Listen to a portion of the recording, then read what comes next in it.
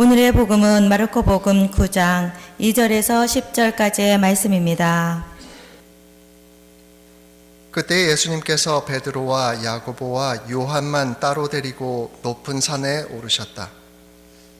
그리고 그들 앞에서 모습이 변하셨다.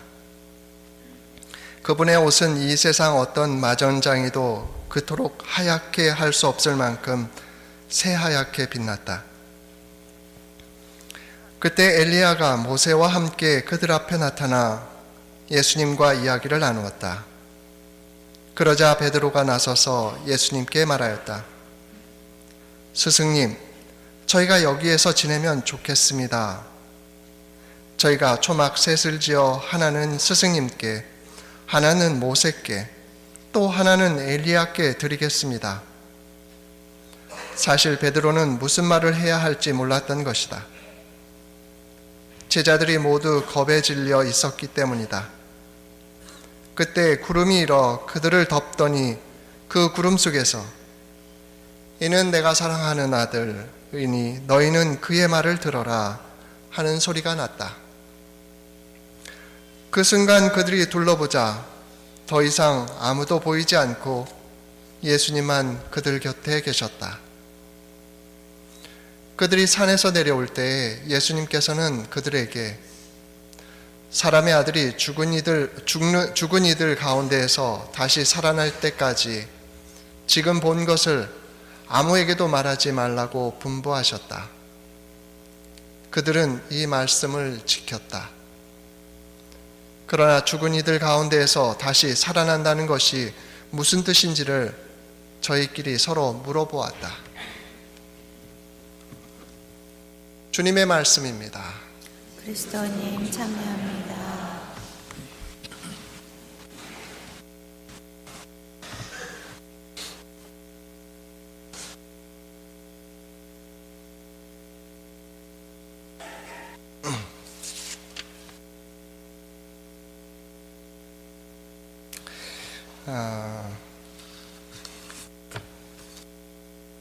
저희 수도에 이런 일이 있었습니다.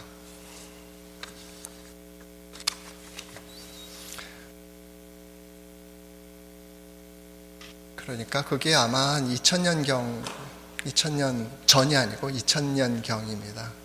그때쯤 수련받던 수련자들, 지금 다 신부돼서 지금 활동을 하고 있는 우리 후배 신부님들인데, 그 수련받기 위해서 들어온 입회를 할 때 3대 독자가 있었습니다.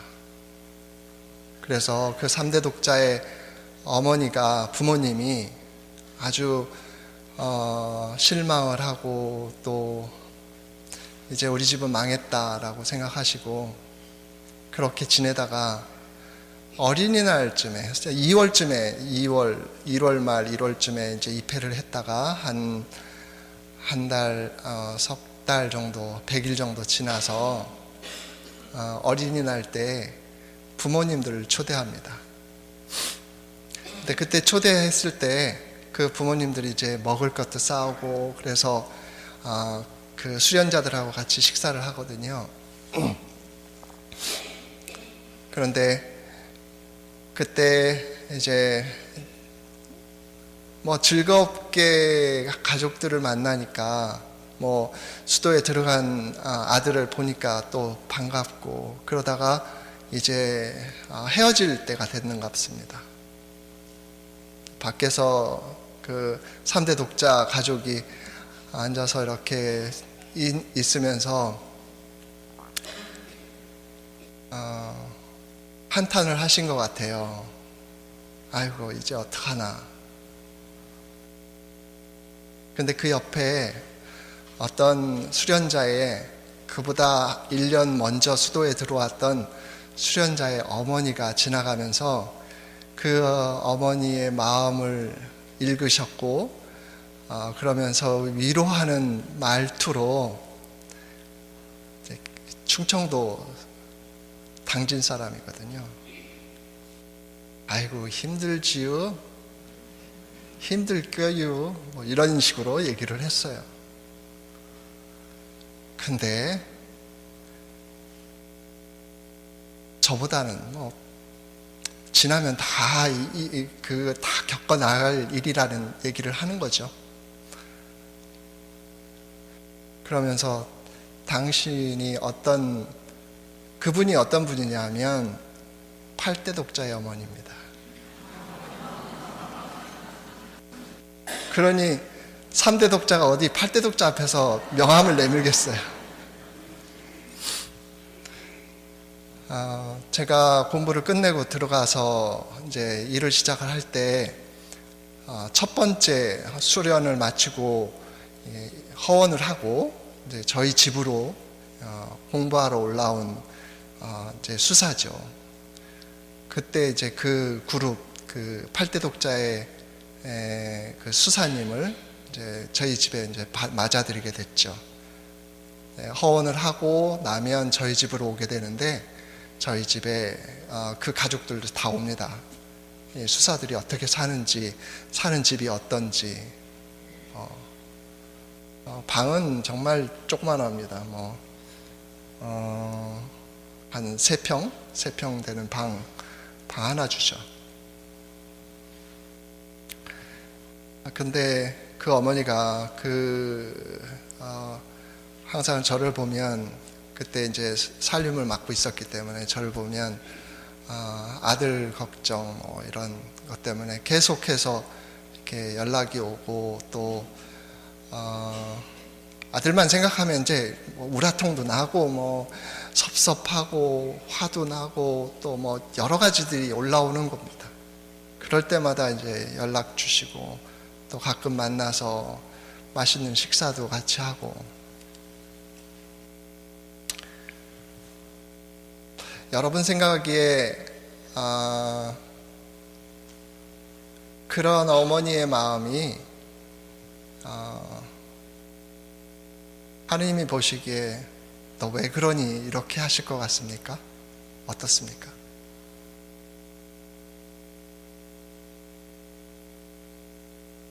그 귀한 아들 나한테 바쳤으면 됐지, 뭘 그렇게 꼭 그 아들을 붙들고 있으려고 하느냐, 이렇게. 제가 얘기하고 싶은 것은, 하느님의 사랑은 무엇과 가장 흡사할까라는 겁니다. 하느님의 마음은 그런 부모님의 마음과 아주 흡사하다고 생각합니다. 여러분들 오늘 일독서 들으셨잖아요. 아브라함이 이삭을 바치는 그 장면. 8대 독자하고 비교가 될지는 모르겠습니다. 그 8대 독자 낳고서 그 동네만이 아니라 그 읍에서 잔치를 벌여줄 정도였으니까. 근데 100살의 아들을 얻었다고 한다면, 이게 아브라함의 이야기거든요. 100살의 이삭을 얻게 됩니다. 그야 물론 사라가 아기를 못 낳으니까 그 몸종을 그 아브라함에게 보내서 아들을 낳았습니다. 그런데 그 몸종이 이제 자기가 아들을 낳으니까 이제 주인을 제대로, 요즘 같으면 그렇게 쓸 수가 없지만 예전에는 종과 주인 이런 게 있었나 봅니다. 그래서 주인 상전 노릇을 했나 봅니다. 그러니까 업신여기고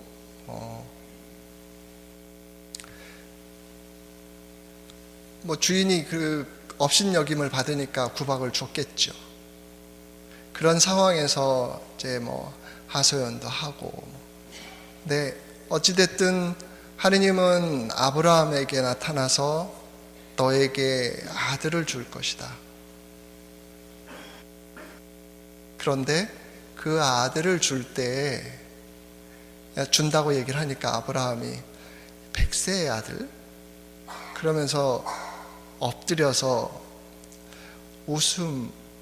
뭐 비웃음이라고 할 수는 없겠죠. 하느님 앞에 어떻게 비웃음을 하겠습니까만, 어쨌든 그 가당치 않은 그 일을, 상상할 수도 없는 일을, 에이 설마 그럴 리, 그래서 얻은 아들이 이삭이. 그러니까 적자를 본 거죠. 적자를. 그 아들을 어느 날 갑자기 하느님이 아브라함에게, 야 이제 네 아들 나한테 바쳐 라고 하는 대목입니다. 근데 아브라함은 그 얘기를 듣자마자 새벽같이 짐 꾸려서 아들과 종들과 함께 그 아들을 바치러 길을 떠납니다. 산으로 3일을 걸어서.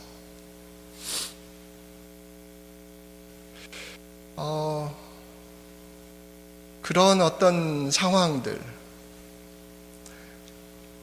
그 팔대 독자를 하느님께 내어 주어야만 했던 그 어미의 마음, 부모의 마음과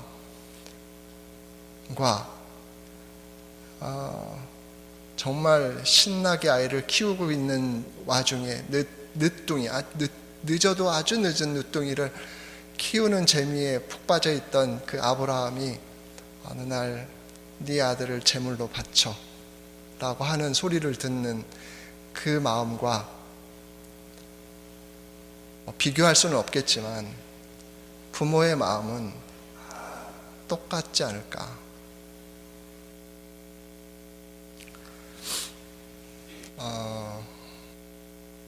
근데 복음은 또 특별하게 이 변모 사건의 이야기를 우리에게 들려줍니다. 아브라함이 이삭을 데리고 제물로 바치기 위해서 산으로 올라간 것처럼 예수님이 제자들을 데리고 산으로 올라갑니다. 근데 갑자기 어느 순간 세상이 너무 눈이 부실 정도로 환하게 바뀐 그런 변모 사건의 모습, 그리고 거기에 등장하는 인물들, 그들이 상상할 수 없었던 모세와 엘리야, 그러니까 이스라엘 사람들에게 있어서는 성인 중에 성인, 그리고 그들을 하느님께로 구원해 줄 수 있는 그런 사람들, 그 사람들 눈앞에서 만나는 거죠. 그러니까 정신을 잃을 수밖에 없겠죠.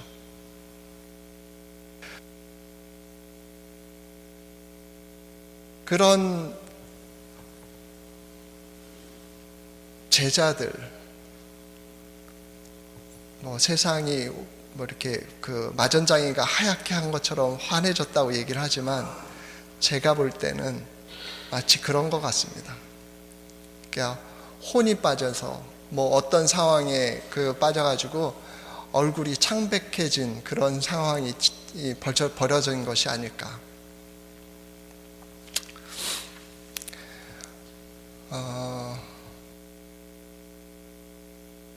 그 상황은 뒤에 설명이 나오는 것처럼 예수님이 죽음을 예시하는, 죽음에 대한 이야기를 모세와 엘리야와 하느님께 대한 그런 과정에 있었던 거죠. 죽음을 얘기하는 것이었는데, 저는 그 하얗게 변했다라는 어떤 그 단어가 그 제자들이 놀래서 경이로워서 얼굴이 창백해지듯이 그런 것이 아니라, 저는 이렇게 들려옵니다. 내가 사랑하는 아들, 내 마음에 드는 아들, 이런 얘기 들으셨죠, 그죠? 오늘 복음에도 나오지만 그렇게 사랑하는 아버지, 아들을 사랑하는 그 아버지, 하느님 아버지 얘기를 하는 겁니다.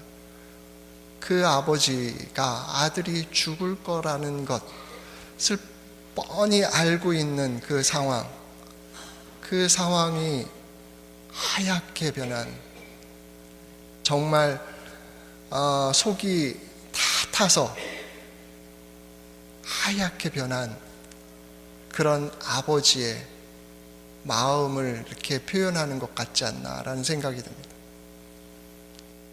그야말로 이것은 성서학적으로 얘기하는 건 아닙니다.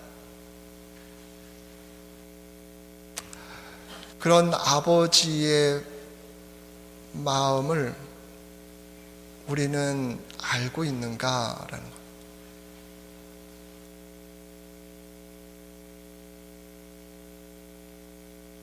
우리 가까이에 있는 사람들의 마음을 헤아리는 것도 쉽지가 않은 판인데 어떻게 하느님의 마음을 다 헤아릴 수 있을까?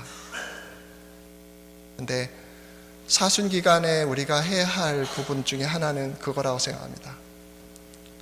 우리가 믿고 또 고백하는 하느님 아버지, 그의 아들 예수 그리스도, 그분들이 어떠한 길을 가고 계시는지에 대한 그것을 보고 듣고 피부로 느끼면서 함께 걸어가는 것이 사순 시기에 우리가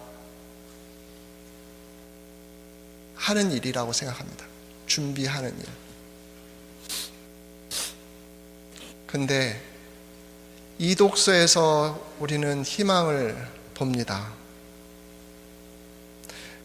그런 하느님, 하얗게 변할 수밖에 없을 것 같은 그 하느님이 우리의 뭐라고 합니까 여기에? 네, 우리 편이시다. 그런 하느님이 내 편이시다라는 거죠. 나를 위해서, 우리를 위해서 당신의 그 사랑하는 외아들마저도 내어주시는 그런 하느님이 내가 믿는 하느님이라는 겁니다. 그런 하느님을 믿고 있는 우리는 얼마나 든든하고 아주 큰 백을 가지고 있는지, 이런 하느님이신데 우리가 그야말로 죄를 지으면 안 되겠지만 내가 이러한 잘못을 하고 뭔가 부족한 것 때문에 나는 그분께 갈 자격조차 없습니다 하고 점점 그분으로부터 멀어져 간다면 오히려 그분께서는 훨씬 더 가슴 아파하실 일이라는 것이죠. 그런 하느님을 가진 우리는 오히려 그분에게 합당하게 그분과 함께 갈 수 있는 그 길을 갈 수 있도록 우리가 가던 길을 멈추어 서서 하느님께 다가갈 수 있는 그 방향의 길로 가는 길을 바꿔야 된다는 것이죠. 계속해서 얘기하는 것이 회개하고 복음을 믿어라 라고 하는 말은 그 뜻입니다.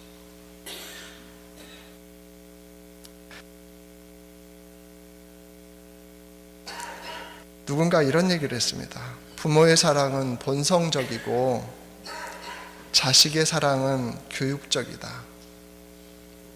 네, 좀 그런 것 같습니다.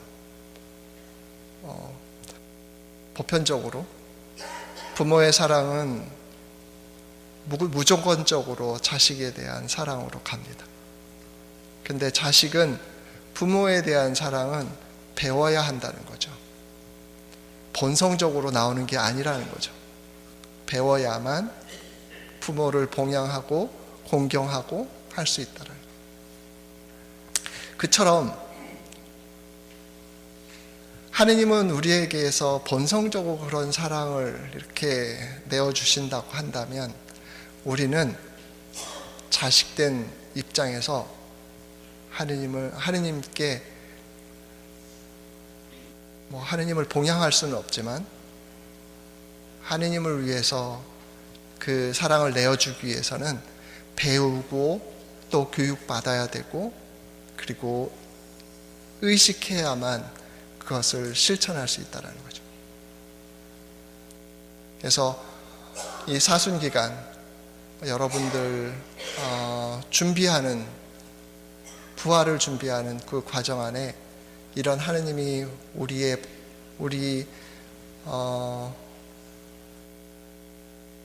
편이라는 것 잊지 마시고 그 마음, 하느님의 마음을 여러분들 안에 담아서 그 마음으로 살아갈 수 있도록 은총을 청했으면 좋겠습니다. 아마 그런 마음에 하느님께서 함께 하시지 않는다면 누구와 함께 하시겠습니까? 네. 우리를 위해서 당신의 외아들을 이렇게 내어주신 하느님을 찬미하면서 그분께 감사를 드립시다.